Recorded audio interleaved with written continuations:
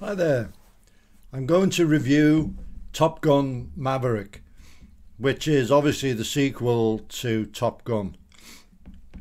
And it's produced by Don Simpson and Jerry Bruckheimer, who are famous for their blockbuster movies.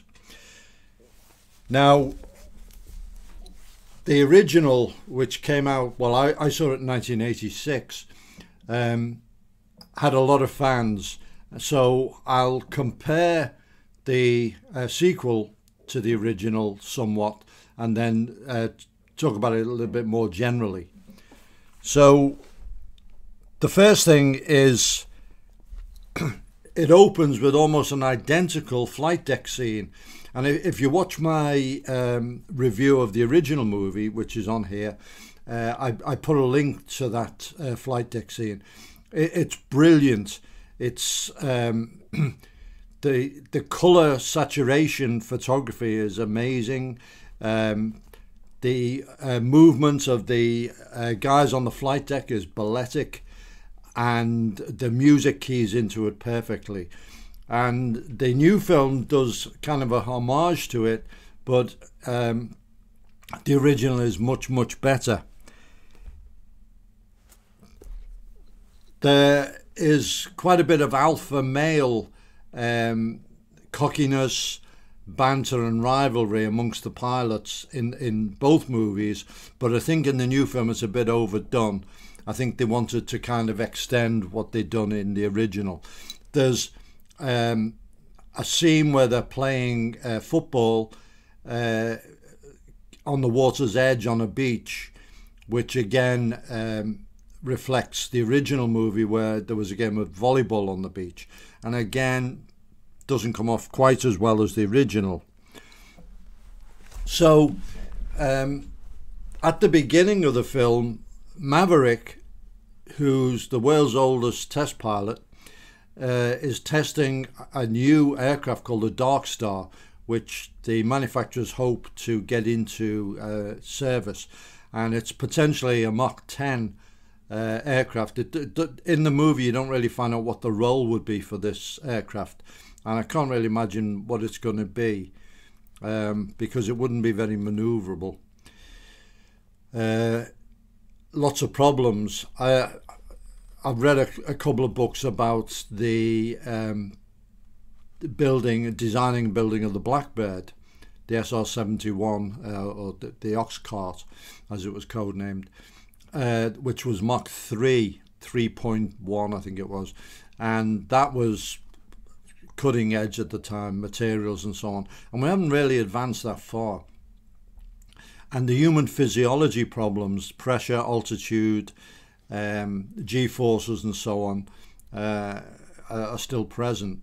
So anyway, there's an admiral on his way to cancel the program, so he jumps in the jet and takes it up. They've only gone to, I think it was Mach 7 before, and he's going to push it and try and get Mach 10, which he does, but then being Maverick, he exceeds it, and then the aircraft starts to disintegrate, and you kind of are supposed to believe that he's killed, but obviously that would be the end of the film, so he has ejected.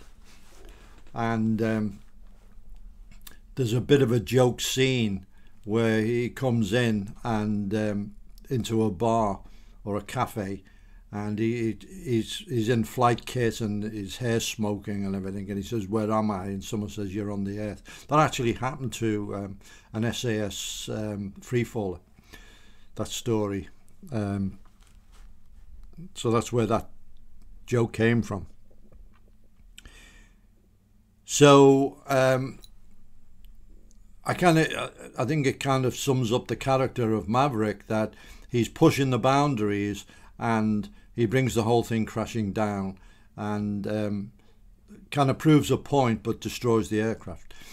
So he's then sent to Top Gun, where Admiral Simpson, played by John Hamm, doesn't really want him there, but he's being forced to accept him by his superior, who is Iceman from the original film, who's now an admiral, and played by Val Kilmer. It's very sad, really. The character in the movie is ill, and Val Kilmer in real life is quite ill, and it was really poignant to see him struggling, really. So the task they've given him is they've gathered some of the best pilots for the F-18 Super Hornet, and he's got to train them and select them to whittle them down to perform a mission.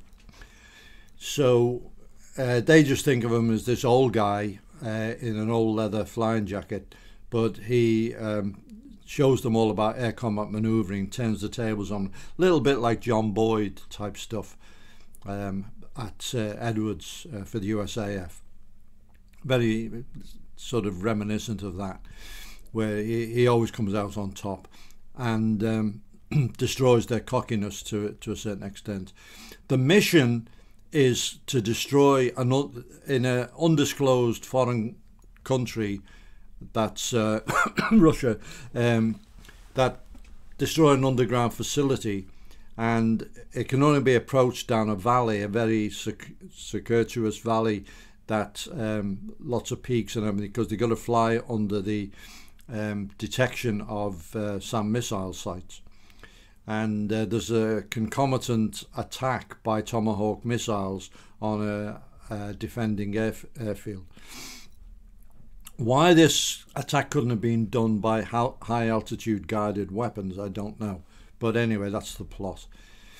And the flying sequences for getting to the target through this valley are very, very well done and pretty amazing. However, I watched a documentary a couple of years ago on the training of RAF pilots at RAF Valley in Anglesey, and that's exactly what they do. They fly these routes through the mountains using terrain following radar, and they're kept to it. I think it's plus or minus 3 seconds timings at high speed, and it was amazing. Every bit as spectacular as in this movie. Anyway, without giving away too many spoilers, the mission goes ahead, and one of the pilots is the son of Maverick's former radio intercept officer, Goose, and his call sign isn't Gosling, by the way, it's Rooster. And there's a lot of he blames Maverick for his dad's death, but obviously Maverick wins him over, and they end up working together.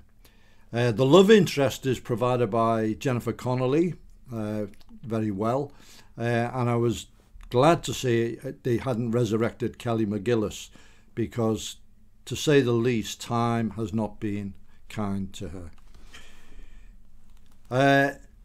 So I thought the film had finished, but there's actually 2 quite major scenes after it, and then it's all resolved.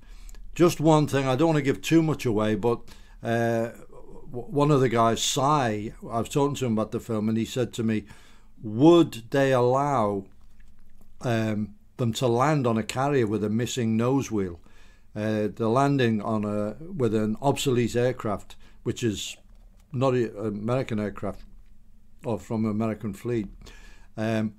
Wouldn't they just be made to eject? Because they have a dedicated helicopter hovering off the side of the carrier anyway for the search and rescue, and probably would have been true rather than risk a carrier. However, it's a movie, and they managed to land. It's a great film. As Tom Cruise said when it was released, you should see it on the big screen, and I agree completely. I saw it on this laptop, but I would have enjoyed it far more on the big screen. If you get a chance to see it on the big screen, go for it. Fans of the original will like it. There's no doubt about that. I've harped on a few criticisms, but overall the film's good.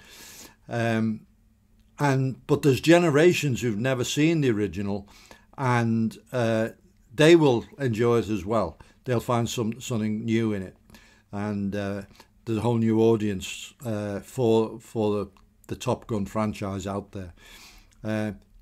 It's a very, very enjoyable film. There's a lot of hype around it when it came out, but it does stand up to it. I rather like Tom Cruise as an actor. I've seen a lot of his films, and he always delivers. He obviously loves aviation. I believe he flies a P-51 Mustang. There is one in the film as well, which he's working on and restoring.